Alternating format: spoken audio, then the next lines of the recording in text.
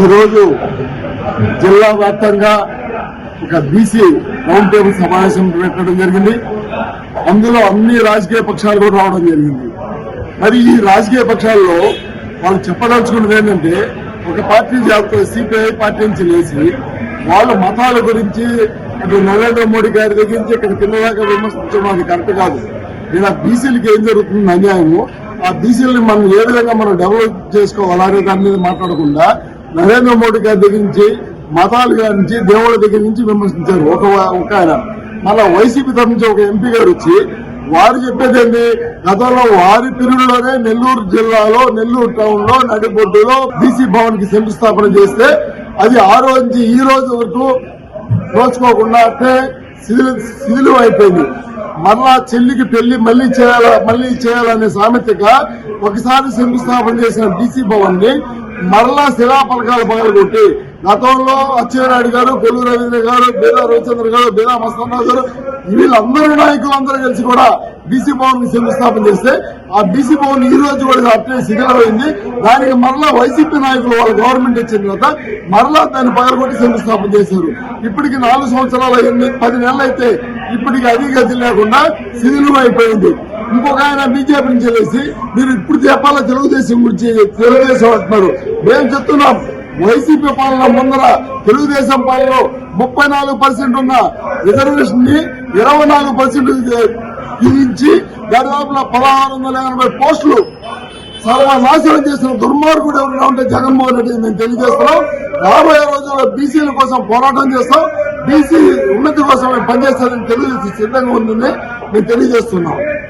రావు గారు వారు తెలుగుదేశం పార్టీలోనే రాజకీయ పునాదులు ఏర్పరచుకుని ఎమ్మెల్యేగా పోటీ చేసి ఓడిపోయి మరలా ఎమ్మెల్యేగా పోటీ చేసి గెలిచి మరలా అతన్ని మన అమరావతి డెవలప్మెంట్ చైర్మన్ గా ఇచ్చి మరలా ఎంపీ సీట్ ఇచ్చి ఇన్ని పోస్టులు ఇస్తే ఇండైరెక్ట్ గా తెలుగుదేశాన్ని విమర్శిస్తున్నాడు.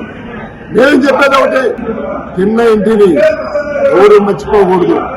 నేను బీజేపీలో ఉన్నా, బీజేపీలో 35 సంవత్సరాలు పనిచేసా. ఈ రోజు కూడా బీజేపీని విమర్శించట్లా. మనం ఏది సిద్ధాంతం ఉన్నామో, ఏ పార్టీ ఉన్నామో, ఏ ప్రజల కోసం మనం న్యాయం చేయాలనుకుంటున్నామో దాని గురించే మాట్లాడాలా.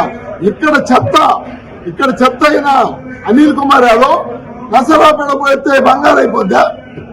ఏం కాదు, ఇక్కడ వేస్ట్ అని చెప్పి ఇక్కడ ఓడిస్తారని చెప్పి నిక్కచ్చిగా తెలిసి ఆయన్ని బలిపశువులు చేస్తున్నారు ఆడ. మళ్ళీ ఈనాటి వచ్చిన ఎంపీ గారు చెప్తున్నారు, ఒక బీసీకి నెల్లూరుకి ముస్లింకి ఇచ్చారని. బీసీకి ముస్లింకి లేదండి, బలి పశువు చేస్తారు చూడు. ఏదైనా ఉత్సవానికి ఒక అమ్మవారికి బలి పశువుని ఇవ్వాలి చూడు, ఆ విధంగా బలి పశువుని ఖలీల్ని చేశారు. కేవలం తన ఉనికిని కాపాడుకునేదని అనిలు ఈ విధంగా ప్రవర్తించాడు. అతను బలి పశువు అయ్యాడని చెప్పి మేము తెలియజేస్తున్నాం. ఏదైతే సామాజిక న్యాయం జరగాలి, బీసీల పక్షాన అన్ని పార్టీలు కూడా బీసీలో ఉన్నటువంటి అన్ని కులాలకి ప్రాధాన్యత కల్పించాలని చెప్పేసి ఏదైతే కుల సంఘాలు చాలా రోజుల నుంచి పోరాడుతున్నాయో దానికి అనుగుణంగా అన్ని పార్టీల మీద ఒత్తిడి తీసుకొచ్చి కులగణన జరగాలి, మా కులానికి సమన్యాయం జరగాలి, చట్టసభల్లో మా కుల సభ్యుడు కూడా ఉండాలని చెప్పేసి చాలా కులాలు ఈరోజు కుల సంఘాలు అన్ని పోరాడుతూ ఉన్నాయి. దాని ప్రక్రియగా ఏదైతే రానున్న సార్వత్రిక ఎన్నికల్లో అన్ని కులాలకి ప్రాధాన్యత ఇవ్వాలి. ఏదైతే ఒక పార్టీ బీసీల కోసం పుట్టామని ఇంకో పార్టీ కుటుంబ సభ్యులే బీసీ కుటుంబ సభ్యులని మాట్లాడుతున్నా ఏదైతే ప్రధాన పార్టీలు ఉన్నాయో ఈ పార్టీలన్నీ కూడా బీసీలకి అత్యధిక సంఖ్యలో సీట్లు ఇవ్వాలని చెప్పేసి ఈ రోజు రౌండ్ టేబుల్ తీర్మానం చేసింది. తీర్మానంలో భాగంగా ఈ రోజు వైఎస్ఆర్ కాంగ్రెస్ పార్టీ తరఫున ఏదైతే పార్టీ పెద్దలు ఉన్నారో ఎంపీ రాజ్యసభ సభ్యులు బిఎంఆర్ గారు వచ్చారు. ఆయన వచ్చి మేము ఎమ్మెల్సీలు ఎక్కువ ఇచ్చాం, ఎంపీలు రాజ్యసభ ఎక్కువ ఇచ్చాం, రేపు ఎంపీలుగా పోటీ చేసే వాళ్ళు ఎక్కువ ఇస్తున్నాం, ఎమ్మెల్యేలు కూడా ఎక్కువ సంఖ్యలో బీసీలకు ఇస్తున్నాం అని చెప్పడం జరిగింది. అయితే దానికి అనుగుణంగా వాళ్ళకంటే ఒక సీట్ అయినా మేము ఎక్కువ సాధిస్తామని చెప్పి ఈరోజు తెలుగుదేశం పార్టీ దగ్గర నుంచి చంద్రబాబు యాదవ్ గారు లేకపోతే భూమి సురేంద్ర గారు ఎవరైతే వచ్చారో పిఎల్ రావు గారు వీళ్ళందరూ కూడా బీసీ నాయకులు చెప్పడం జరిగింది. అలా కాని పక్షంలో పార్టీ మీద ఒత్తిడి తీసుకొచ్చి పార్టీలకు అతీతంగా పోరాడతామని చెప్పేసి ఈరోజు తెలుగుదేశం పార్టీ ప్రముఖులు కూడా చెప్పారు. అదేవిధంగా భారతీయ జనతా పార్టీ గాని లేదా జనసేన గాని ఉభయ కమ్యూనిస్టులు గాని బీఎస్పీ గాని అన్ని పార్టీలు కూడా ఇస్తా ఉన్నాయి.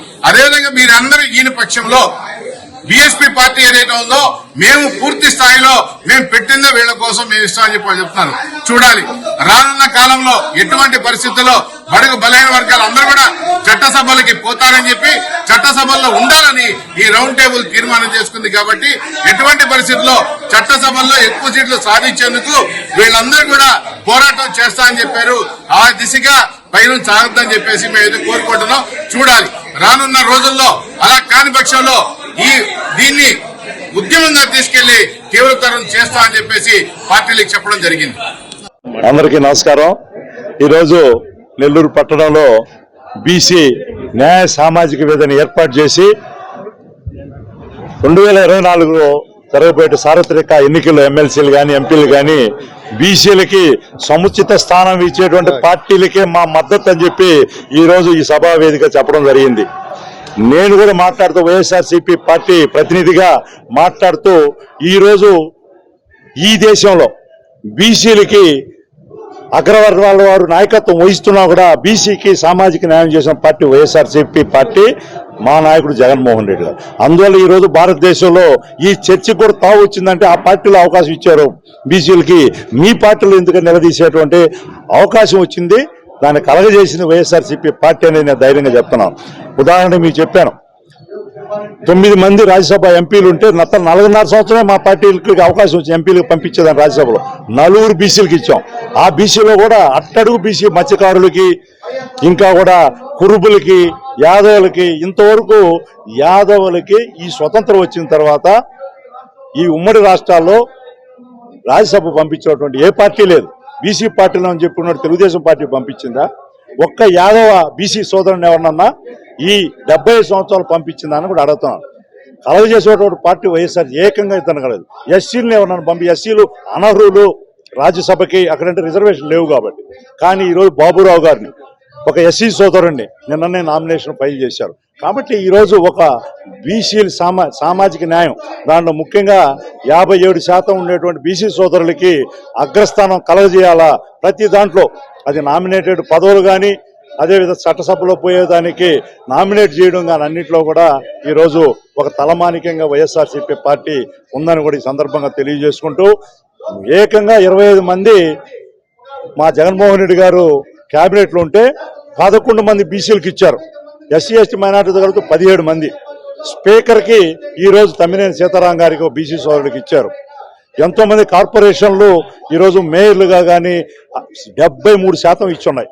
ఆ జిల్లా పరిషత్తులో చైర్మన్లుగా కానీ, ఏఎంసీలో కానీ, అదేవిధంగా ఈ విధంగా ఎన్నో రకాలైనటువంటి బీసీలకి ప్రాతినిధ్యం ఇచ్చే అవకాశం ఈరోజు వైఎస్ఆర్సీపీ పార్టీ కలగజేసే సందర్భాన్ని తెలియజేసుకుంటూ, ఈరోజు ఇక్కడ ఒక బీసీ సోదరుడు ఎమ్మెల్యేగా ఉండి ఆయన ఎంపీగా పోతే ఇంకా కూడా ఆ జిల్లా కూడా లబ్ధి ఎక్కువ కొడుతున్న పల్నాడు జిల్లాకి మన అనిల్ కుమార్ యాదవ్ సోదరుని పంపిస్తే ఇక్కడ మళ్ళీ మైనారిటీ సోదరుడికి ఎమ్మెల్యేగా నిలబడే అవకాశం ఇచ్చారు. కాబట్టి ఆ ధైర్యం ఇంతవరకు ఏ పార్టీలు చేయలే. అదేవిధంగా కందుకూరులో ఈరోజు మీకు తెలుసు, అందరూ కూడా ఇప్పుడుండే ఎమ్మెల్యేని గెలుస్తారని బీసీకి ఇవ్వాలా, బీసీలు ఎక్కువ మంది జనాభా ఉండాలని కందుకూరుని కూడా ఈ నెల్లూరు పార్లమెంటు దాంట్లో వాళ్ళకి కేటాయించడం జరిగింది. అదేవిధంగా ఏలూరు ఈ రోజు వరకు ఒక బీసీ, ఎంతో మంది బీసీ జనాభా 2,75,000 మంది బీసీ ఓటర్లు ఏలూరు పార్లమెంట్ నియోజకవర్గం ఇంతవరకు ఎవరికి ఇవ్వాల. కానీ ఈ రోజు ఒక బీసీ సోదరుడికి కారుమూరి సునీల్ కుమార్ గారికి ఈరోజు నేను కూడా మొన్నటి ఆదివారం రోజు ప్రచారాన్ని కూడా పోయించాను. కాబట్టి ఈరోజు ఏకైక పార్టీ బీసీ అగ్రనాయకత్వంలో లేకపోయినా కూడా నా బీసీ అని చెప్పుకునేటువంటి ఒక దమ్మున్న నాయకుడిగా ఈరోజు బీసీలకి నేను నిలబెడతాను, నేను గెలిపిస్తానని చెప్పి ధైర్యంగా మనకు మనోధైర్యం ఇస్తున్నటువంటి వారిని మన భవిష్యత్తు కోసం మనం ఆయన మళ్ళీ ముఖ్యమంత్రిని చేయాల్సిన అవసరం ఉంది. కాబట్టి అప్పుడే మనకి ఈ సామాజిక న్యాయానికి ముందుకు తీసుకోపోయేటువంటి అవకాశం ఏర్పడుతుంది. కాబట్టి మనం ఈ బంగారు అవకాశాన్ని పోగొట్టుకోకూడదు. లేకపోతే ప్రతి పార్టీ రేపు ఏమంటుందంటే మీకు ఇన్ని సీట్లు ఇచ్చారు, వైఎస్ఆర్సీపీ పార్టీలో ఎంతమందిని గెలిపించుకున్నారని అంటారు.